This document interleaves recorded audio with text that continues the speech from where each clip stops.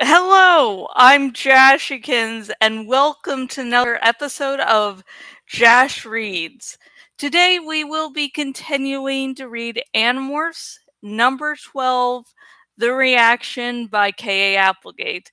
And again, this this Jash Read series is for adults who are discovering or rediscovering Animorphs. So some words I may use, after I'm done reading, maybe adultish, maybe some of the scenarios I talk about, maybe a tiny bit adultish, but so please, please bear that in mind.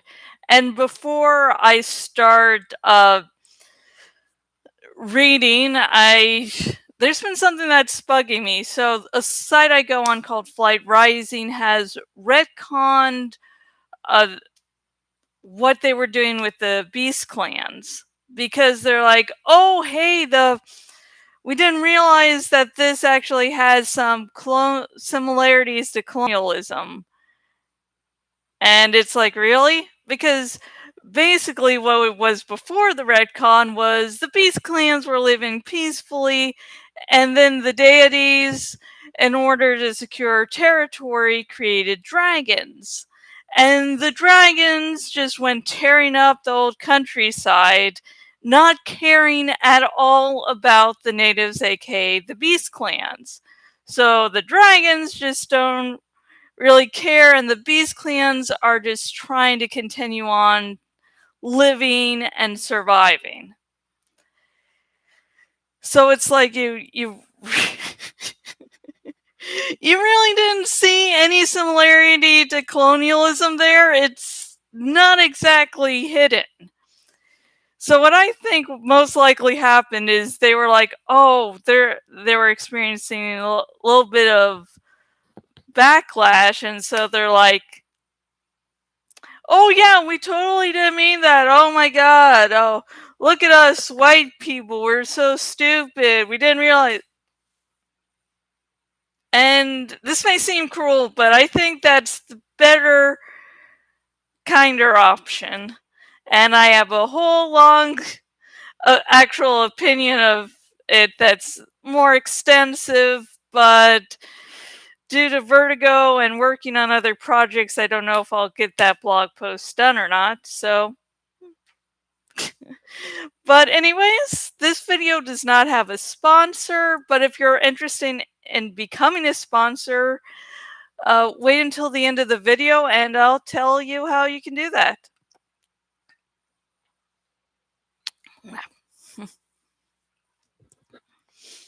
Okay.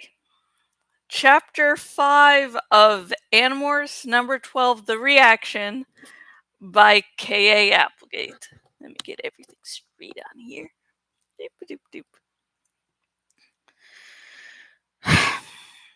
I see, Jake said.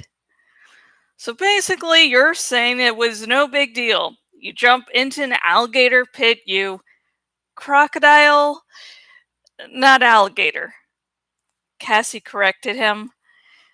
Jake cocked one eyebrow at Cassie and she fell silent. You jump into a crocodile pit, morph into a crocodile, engage in a battle to see who's going to eat the kid, end up carrying the kid on your back, and your feeling is this was all pretty cool? I shrugged and looked to Cassie for support. She did save the kid, Cassie pointed out. She also came very, very close to showing the entire world what she really is, Jake said, using the low, silky voice he uses when he's really upset. After saving the kid, you think my friends would have welcomed me as a hero, right? God, wrong. Here's the scene. Me, Cassie, Marco, Tobias, and Axe were on Cassie's barn, which is also the wildlife rehabilitation clinic. So picture cages everywhere, stuffed with every kind of injured, sick, messed up raccoon, squirrel, duck, wild pig, bat, skunk, fox, eagle, and deer. Jake was pacing back and forth, which he also does when he's upset. Jake isn't a yelling kind of person when he's mad. He's a grinding his teeth, pacing, and talking in a low, silky voice kind of person. Jake is in charge, more or less. No one exactly elected him. But if we ever did vote on it, he'd get all the votes, except his own. There was just never any question who was going to be the leader. Probably because we all know Jake isn't the kind of person who really wants to be a boss. He does it because someone has to, not because it makes him feel important. I would probably think Jake was, good looking, except that he's my cousin. But of course, Cassie thinks he's perfect. Cassie and Jake have a little thing going on. Neither of them admits it, of course, and they never really say anything to each other about it. They think no one else knows. Well, they have a definite thing. Trust me. Anyway, lounging on a big bale of hay was Marco. Marco is Jake's best friend. Marco is not the leadership type. He's very smart, but unfortunately, he uses all his brain to make stupid jokes. Okay, maybe not all his brain. If he used all his brain to make jokes, the jokes would probably be better. Marco is cute, although not as cute as he thinks he is. See, it would be impossible for anyone to be as cute as Marco thinks he is. Marco's ego is totally out of control. Then there's Tobias. He was up in the rafters overhead, carefully combing his feathers with his beak. Tobias is what the Andalites call a nothlit. That means a person who is trapped in a morph. There's a 2-hour time limit on morphing. Stay more than 2 hours, and you stay forever. Tobias used to be this kind of dweebish kid with crazed blonde hair and a dreamy expression. But now he is a red-tailed hawk. The dreamy expression is long gone. It's been replaced by the laser intensity stare of a raptor. Tobias has had to accept the fact that he is not fully human anymore. Inside, he's still Tobias, but he lives in the woods and hunts for his food, and that has changed him. Then there's Cassie. Cassie is my best friend, although we're nothing alike. Cassie is probably the most capable, in charge, amazing person I will ever meet. This is a girl who deals with school, has practically a full time job helping her dad with the wildlife rehabilitation clinic, and handles all the stuff we have to deal with as Animorphs. I mean, who else can keep up a B plus average while she's saving wild animals and fighting a war with the Yerk Empire?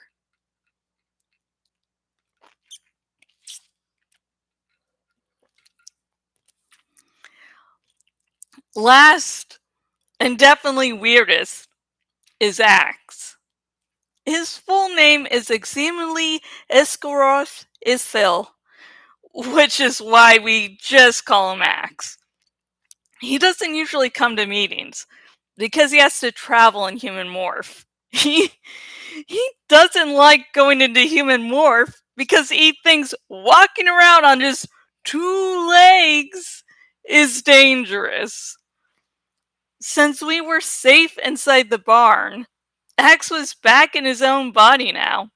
His body is strange but cool looking mix of bluish deer body, human-like arms and shoulders, and definitely alien head.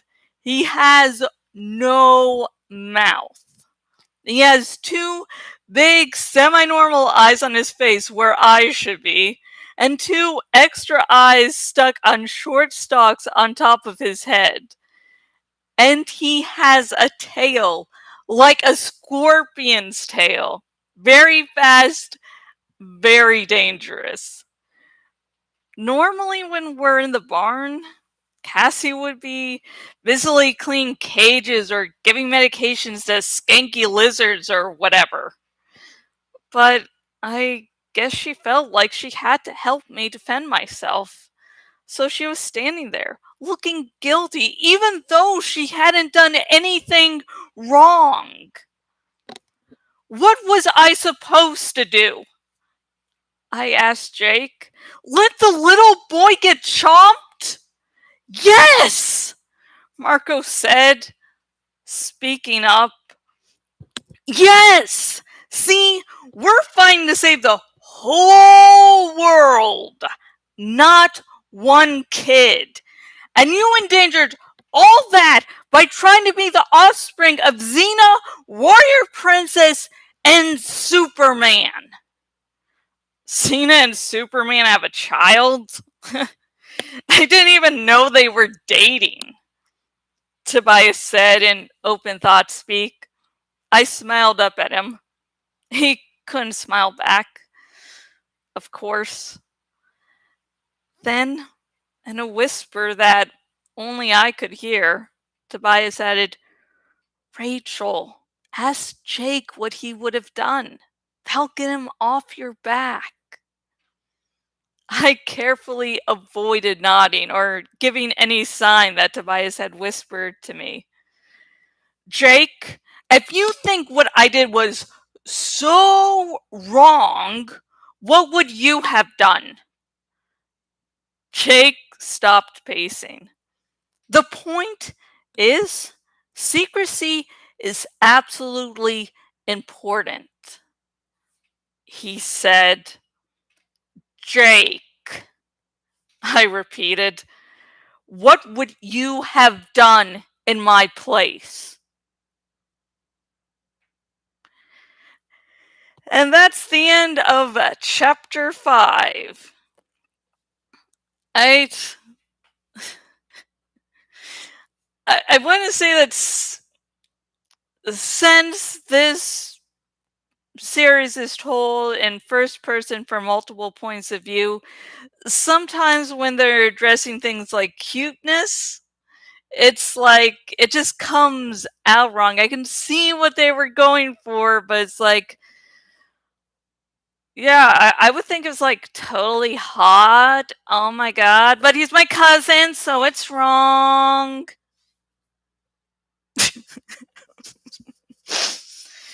So I couldn't help myself. I basically, when Rachel was talking about Jake, I was going it from a mindset of she thinks he's totally hot, but she knows incest is totally wrong, so she would totally she's trying to stop these wicked evil thoughts, but she's using Cassie as a way for her to go, see, I can talk about the cuteness and all cute romance stuff with Jake without it being incestuousy.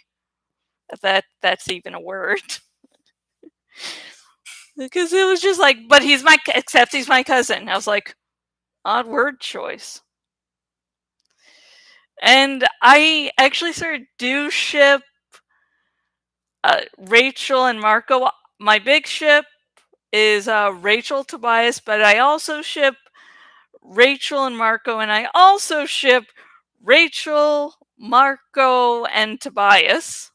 I just think that'd be a cool dynamic. But yeah, but I love Rachel's opinions of Marco this chapter. She's like, yeah, he's great and everything, but like this love-hate relationship. Mostly love in this chapter, in my opinion. But also about Marco. he can see the line clearly from A to B. He can see that cold line, no matter how heartless is. And he does something totally heartless that he's able to do while Jake isn't, but that's like, those are major spoiler territory for long down the series. And so right now it's like he's able to see Rachel's actions and put it into the bigger picture without going, who cares? What about this little boy? What about this morality? It's just like, the we want to save Earth, and we can't do that if we're all dead. And it's good to have someone like that on the team to go, hey, let's get everyone in check. And it's also good to have a voice of morality and heart like Cassie. You sort of need both of those working together. And before I ask the question of the video, I'm just going to point out this odd line in the chapter that really confused me. Was he has two big semi-normal eyes on his face where eyes should be. I actually, while practicing, I had to reread that like 2 or 3 times to go, okay, I wasn't just making up words again. That was okay.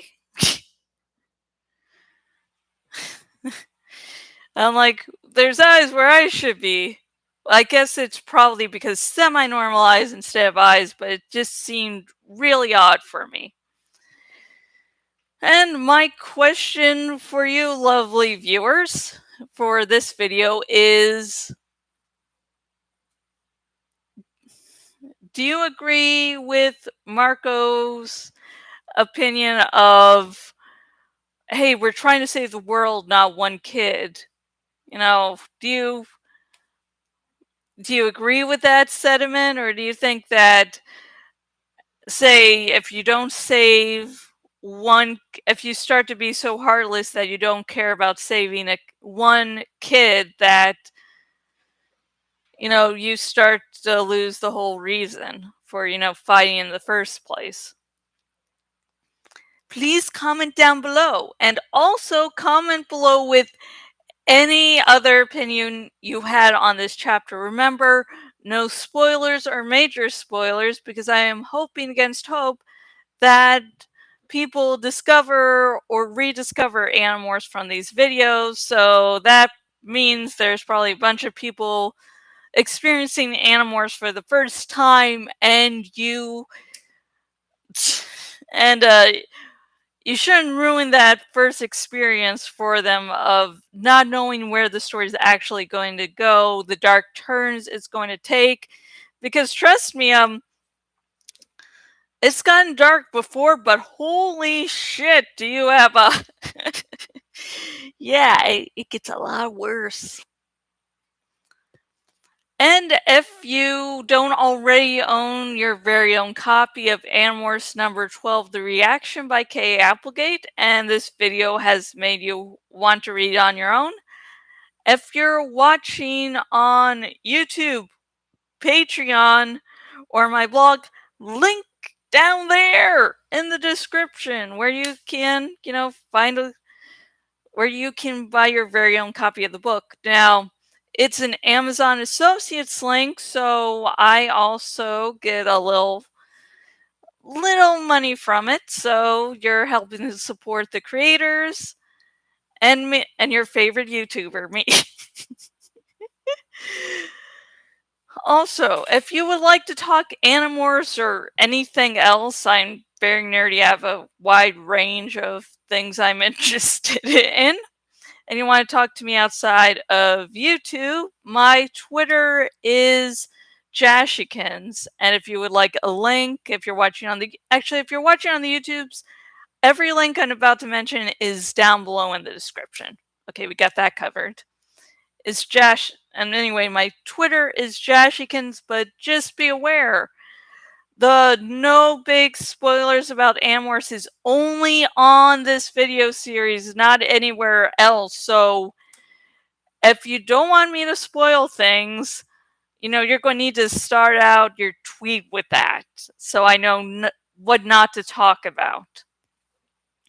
Also, I have a Patreon, and the Patreon helps me deal with day-to-day things, getting materials, paying the cleaning lady because I'm on SSI. Actually, both me and my husband are disabled, so having someone come here and help keep the house clean is more than useful. So if you're a long-time viewer, please consider about donating. Also, I am getting my own series of books out, Grimdark Reverse Harem. No, hang on. Grimdark Superhero Reverse Harem series. That's a mouthful. Called Kafka's Men. And right now, the 5th book is in the editing process, but I've been sick. I've been busy, like with Christmas.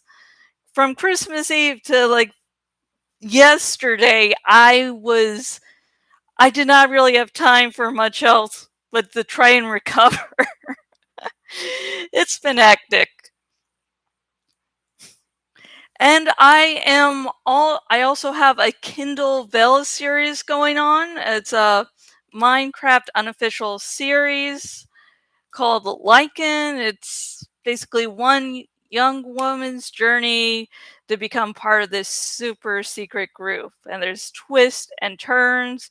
And I'm basing it off one of my plays in Minecraft. So I'm basically playing a bunch of the game, doing a short little outline, and, writing and getting chapters out, which means I have a general idea where this story is going, but there's probably going to be some big twists and turns for me too. And finally, as I promised, if you would like to sponsor the next video, link again is in the description if you're on the YouTubes.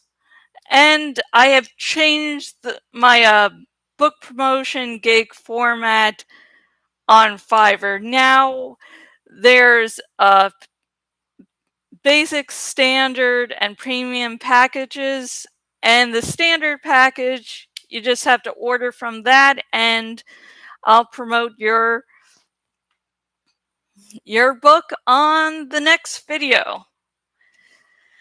Whew, that's it. And before I go, since I'm not going to be talking with you until next year. Ah, ah. It's a bad joke, but there's only a certain number of days per year I can make it. But anyways, New Year's Eve is going to be tomorrow, and for all of you who are going to be drinking, I'm jealous of you. I have bad acid reflux now, so I can't drink I can't drink alcohol anymore, so I can, down a bottle of Corbel Extra Dry.